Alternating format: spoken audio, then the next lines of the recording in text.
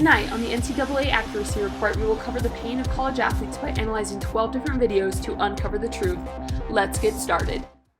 First off, we have Alexis LeBaron, who will be covering the NBC, Fight for Law, and USA Today. We also have Ashby Worth, who will be covering the ESPN, Yahoo News, and Lights Out with David Spade. Then we have Hannah Nelson with the Wall Street Journal, Breaking Points, and The Daily Show with Trevor Noah. And last but certainly not least, we have Tylen Ritchie with Vice News, WIE with Maddie, and The Daily Show with Joe Nocera. Hello, and welcome to our forum about the NCAA decision to allow student athletes to use their name, image, and likeness for profit. This bill has had a long history of whether pay-for-play is acceptable. And today the four of us are getting together to be able to talk a little bit more about our thoughts and opinions, as well as different stakeholders and perspectives on this issue. So our first question today is we're going to talk about how the news coverage compares across our different sources. So each of us were able to analyze different sources and perspectives through a satirical article, a news source, and then an online article. So we'll be evaluating which of those is most informational, which of those is more credible, and how that applies to our articles. One of the things that I found, one of the things that I found was that the news source was the most accurate. And we did a little March Madness with all of our different sources, and the news source was the most accurate overall in terms of how many stars we gave it. And I think that part of the reason for that is that news, they have to be accountable to both sides. And if they want to be reputable and if they want to keep viewers coming, they have to be able to show that, they're accurate and they're willing to show both sides. So I thought that for my news source in the Wall Street Journal, it was pretty cool because my other two sources, they were super biased and only showing one side. And then first minute, the Wall Street Journal shows a clip from Ed O'Bannon, he's for we need to compensate the players, we need to help them. This has been a long issue with him against the NCAA. And then it follows it up with a clip from another reporter who just immediately says, if we turn this in to a pay-for-play, it's going to be like the NFL, who goes to the colleges who have the most money, and it's going to imbalance it. And so it shows those both perspectives equally, I feel. Awesome. Yeah, I kind of had a similar experience. I also felt like my news source was way more accurate than my other sources, and it was cool because in my news source, it was she interviewed a lot of different people, and so there was a lot of different sources. Yeah, different perspectives. Yeah, different perspectives instead of just one perspective, which was nice instead of having all the bias and the one-sided. Yeah. Totally. And what articles do you think had that bias, that one-sided opinion that you guys are talking about? Personally, in mine, it was more of the satirical article. Mm-hmm. And I feel like my articles are a little bit more of anomalies because the satire, of course, has bias, right? Everybody is I've got to get my point across, and I have to do it in a way that's flamboyant enough that people will respond to it, right? Whereas I also felt like my online article was kind of iffy. I found the same thing, yeah. Yeah, and we actually evaluated it doing a March Madness bracket of sorts, whereas you can see right here that the top players were mainly our news sources, having 16, 15, 14 ratings, with the highest rating being a 16. Whereas most of our satire and online were more in the 10 to 14 range. Did that ring true with your articles as well, Ashby?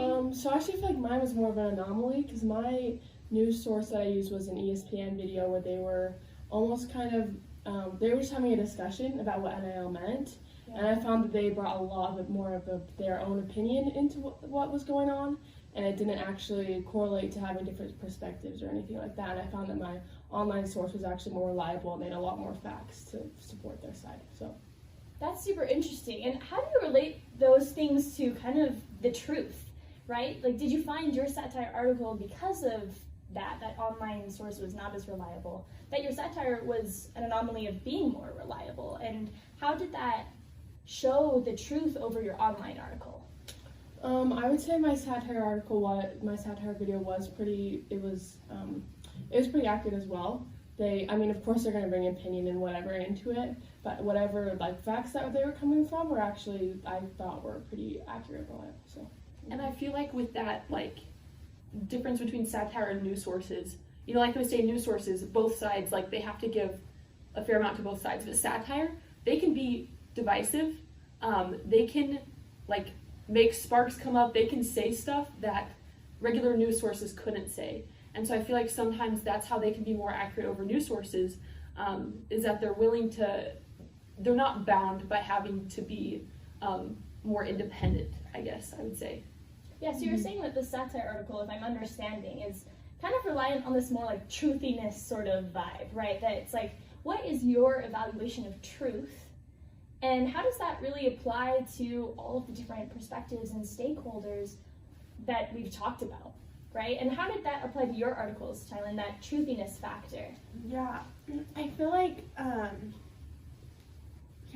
with the satire, like, and so just kind of like what I like felt is like, I just feel like there's so many opinions, and like, I don't know where he was like getting his facts from. I just felt like it was like what he thought that these players should be doing, and like, even there was like, he just like multiple times was like, this is what I think, this is what I think, instead of just like stating the facts, which made it more like kind of like that truthiness. I don't know. Yeah, that phraseology was really evident in mine as well. Yeah. I actually had a fairly credible source for my satirical article. It was an analysis of the satire done by USA Today, which obviously is a very credible source, right? Lots of people know about USA Today. The readership is like in the millions. It's crazy. And so mine kind of showed more of that, like, we're trying to show in a very extreme way our actual opinion of this. And I think that that's another way that truthiness comes in with satire. Because if you're taking a satirical article and you're like, oh, this is what they actually think, and it's just like crazy grand, you know, like almost like a modest proposal type vibe, right? Then how are we supposed to, as an audience, differentiate between what a satire's actual views and values are? And I think that that's a big roadblock that we were running into with the truth of the satire, right? Like, and how credible they were, even if they came from a credible source like mine, right? It was like, what is your actual motive behind this? Yeah. Right? Yeah. And how did your findings relate to this like code of ethics that I kind of brought up? That like, what is the person's motive behind what they're writing? How did that apply to your article, Hannah? Yeah, so with the code of ethics, one of the principles is that they have to act independently. And something I found was that the online sources generally like were the most independent, because they're not like put under this big news source, or they're not put under like, I feel like with satire they're trying to reach a less broad audience. And so at least for my video, it was called Breaking Points, and it was two reporters from The Hill, Crystal and Sagar. Sorry if I pronounced that wrong. Sorry, this is your online article? Yes, this is my online one. And they completely broke away from the newspaper article, and they said, we're going to form our own YouTube video podcast thing funded by the audience. And so the things they say are completely like what they believe and what they want to get out there. And so I think they did a really good job of acting independently. And because of that, they were able to say some like pretty heavy stuff. For example, Sagar, towards the end, he basically calls the NCAA a modern form of slavery. And that's like a pretty heavy like statement to make, but because he was independent, he could say that without fear of, you know, being fired or things like that. So I definitely think the online sources can be more independent. Yeah, for sure. And what about you, Tylen? Yeah, and I was just gonna say, like, in my satire, he also, like, the guy that was being interviewed, he also came out and was like, they're indentured servants. He didn't say like they're slaves, but it's also like a really big like. That's kind of extreme, yeah. Yeah, like wow, like, and also like again, it's just like what he thinks. It's not like there's facts around it. But I guess like for me, I just like saw a lot of like my online source and then also like my news source. I felt like were pretty credible, just because like my online source, she was the person who like started the YouTube video. She was a student athlete, and so she also was on a board for like the NCAA, and so she had like a lot of like her own experiences with the NCAA, and so I felt like that really helped her like credibility, and like when she was like talking about specific facts and stuff. But then also with my like news source, I also felt like the person who was like interviewing all these people, she also had a lot of credibility to her name as well. Yeah, I love that argument of like credibility, and I feel like that really relates to one of those principles that Hannah was talking about in the Code of Ethics, that seeking truth and reporting it, right? Yeah. Of how important it is to be able to have a credible source and have like a valid opinion that's well-rounded. Yeah. And then reporting that, right? Not like, you know, just seeking some kind of ulterior motive or having, I mean, even like you were saying, Hannah, that bigger picture of like a bigger news source. That like, I have to be responsible to that as well. Like I have to, if I'm writing for a paper that's left-leaning, I have to be left-leaning. If I'm writing for a paper that's right-leaning, I have to be right-leaning. Whereas they can just be like, no, I'm going to find what's true, and then I'll say it. Yeah, for sure. Yeah. I just wanted to add to that I found that to be really true in my satire, that they like, it's like they don't care kind of how they're perceptive, right? Their goal is to be funny, and their goal is to kind of call people out, I guess. Yeah. And I think I found that to be really true because they talked a lot about when Governor Newsom, governor of California, signed the Fair Play to Play Act in 2019, which came before the NCAA went, the overall NIL rule. That he was kind of like calling him out, saying, well, you're making this so public, like he's really just doing this for his own reputation, he doesn't care that much about these athletes. And I think you're not going to see that as much from online or news sources, so it's interesting. Yeah, for sure. And that really goes into that argument of like transparency, right? Like, is your satire article being almost more transparent because of its motive and what it's saying, or is it trying to hide something and get a motive across? Whereas I think that with the fourth topic of minimizing harm in this code of ethics, it kind of relates to how there's so many different opinions coming in, and are you minimizing harm by being satirical, making light of these things that are really big, important topics, right, and really affecting people? Or is that ultimately hurting large stakeholders in this? Whereas, is it better to be like bipartisan, right, not really give a dedicated view and just kind of give that like vague view, I guess? Yeah, I feel like with that, like, satires, they're either gonna do more good for a specific group or stakeholder, or they're gonna do more harm, but they can't minimize anything. Like, anything they do, it's gonna be kind of blown up a little bit more. Yeah, it has to be extreme. Whereas news, I feel like news sources will minimize harm, but they're not gonna like necessarily cause a bunch of change, so they're not gonna do much good either. So there's kind of that balance between, like, do you wanna be progressive and loud and put your opinion across, or do you wanna like show a fair side but maybe not necessarily like get your point fully out there? Yeah, and for sure, in like a time where so many people are choosing to be very polar and things, that can almost be harmful as well to the credibility of a newspaper, right? If somebody is looking at a newspaper and being like, just take a side, I think that it's enters into this whole new debate as well, right? Of what really is minimizing harm, right? It just depends on your view, right?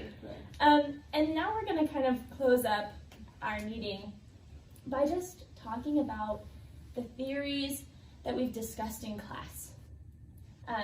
Some of these theories being misinformation, malinformation, disinformation, which Tylen will cover. More about like the goal of media and making money versus that like commercial bias, which I'll talk a little bit about. And then Hannah's going to talk a little bit about these like echo chamber events that we kind of talked about with satire and how that relates to emotional appeals in media. And then lastly, we'll finish up with Ashby talking a little bit more about gatekeeping and tone bias.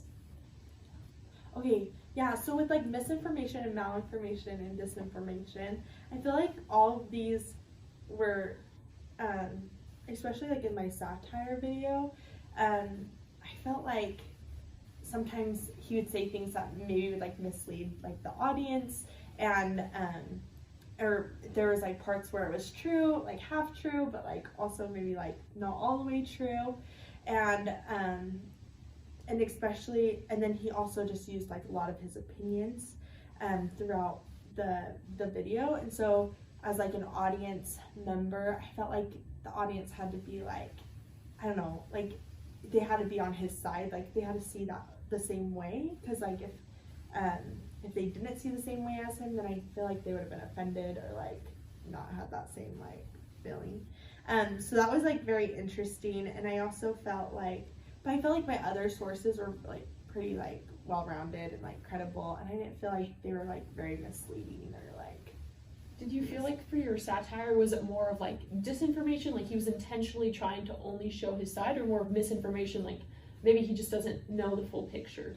Yeah, I feel like maybe it was more disinformation, because he was like being interviewed on like a book that he like wrote, and so it was probably more like disinformation where he was just trying to get his opinion across, and like his view, and yeah.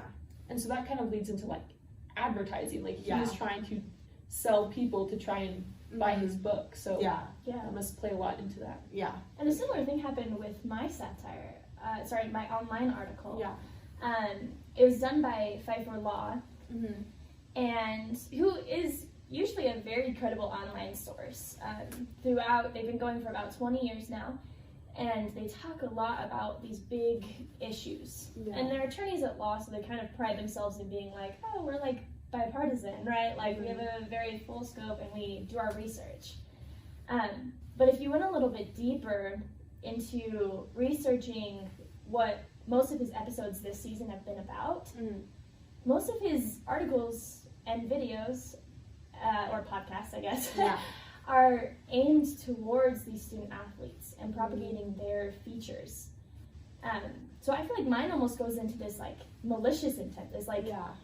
I'm going to do this article and put out this fairly biased opinion on the fact that student athletes should be paid Yeah. because it's going to make me more popular and my podcast more popular. Yeah. Which I think is kind of a sad thing that a lot of media is like Trying to do. leaking into, right? And that kind of gets into my topic of the goal of media, right? It's to make money. Yeah. It's to be that image, get a higher readership, get more reputation, get more readers, right? Especially in a world where print media is going down, down, down, down. Yeah. Right? You have to be this presence. You have to make it so that people see your headline and click on it. Yeah. That doesn't necessarily mean that they're going to be giving the most credible information. And if you're able to sway somebody in this like confirmation bias, right, Yeah. to be like, this is a good opinion because look, I have these facts and I'm credible because I'm quoting the NCAA's official website, and I'm credible because I'm talking about featuring student athletes and this is their opinion and I'm showing these stakeholders, right? But you're not giving that full picture Yeah. to propagate your own brand. And I think that media has had to resort to that to be able to be a major player in media, sadly. Yeah. Yeah, for sure. Yeah, I wanted to talk a little bit about how satires can sometimes get a little dicey, because I feel like it can lead to kind of echo chambers. And so I did a little research on my satire, and The Daily Show with Trevor Noah, it's gotten a much younger audience since he's taken over as the host of The Daily Show. And he describes himself as a progressive, and he has a lot of progressive ideals. And so I feel like with the satire, most people are going to want to listen to someone make fun of something they truly cherish. So they're going to listen to people who have their same beliefs. And so people who listen to Trevor Noah are people who trust Trevor Noah and people who love Trevor Noah. And there was this one part in my video, he had Gavin Newsom, the governor of California, on a show, and he's just talking about this fair pay-to-play act.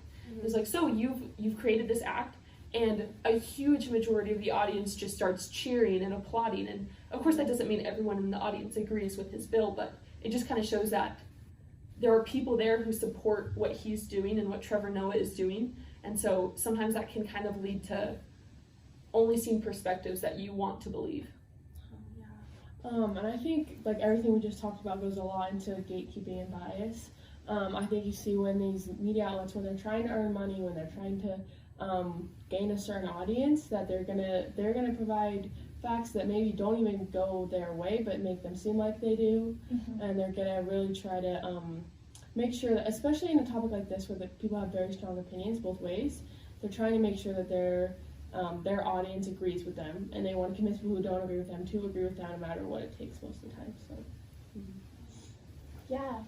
Well, thank you so much for coming on the show today and just being able to talk a little bit more about this issue and the different parts of it. It seems a lot more complex than you'd originally think, right? And we just want to close off. I'm Alexis LeBaron, Hannah Nelson, Jen Ritchie, and Ashby. Oh, I forgot your last name. Ashby Word. Ashby Word. I was like, oh, that is a vital mistake. And Ashby Word. And we've been so privileged to be able to talk about this today. And we hope that you have a great rest of your day and that you've been able to learn a little bit more about the complexities of this bill. Thank you.